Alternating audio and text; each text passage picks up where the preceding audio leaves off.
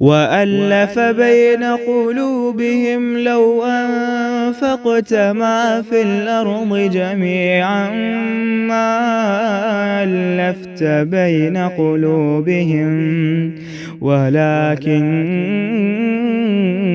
اللَّهَ أَلَّفَ بَيْنَهُمْ إِنَّهُ عَزِيزٌ حَكِيمٌ۔ آیت 45 میں وَاسْتَعِینُوا بِالصَّبْرِ وَالصَّلَاحِ، اور نماز اور صبر کے ساتھ مدد طلب کرو۔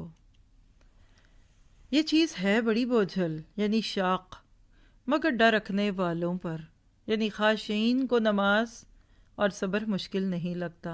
کون ہوتے ہیں خاشعین؟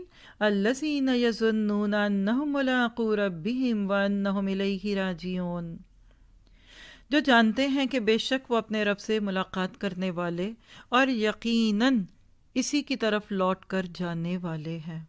عموماً ہم یہ جملہ کب بولتے ہیں؟ انا للہ و انا الیہ راجعون، جب کوئی مر جاتا ہے۔ اللہ سبحانہ وتعالیٰ فرماتے ہیں زندگی میں پڑھ لو، اس سے پہلے کہ تم اللہ کو پیارے ہو جاؤ، جیتے جیتے اللہ کے پیارے بن جاؤ۔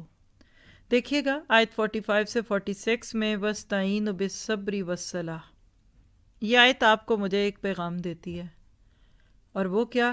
اصلاح قلب میں نمازوں سے مدد لیجیے۔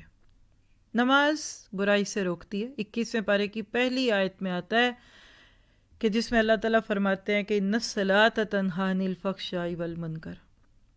اگر اپنے اندر کچھ برائیاں دکھ رہی ہیں نا اس وقت، اور آپ تھک گئی ہیں، اب آپ پریشان ہیں، میں اپنا یہ غلط کام چھوڑنا چاہتا ہوں، تو نماز شروع کر دیجیے۔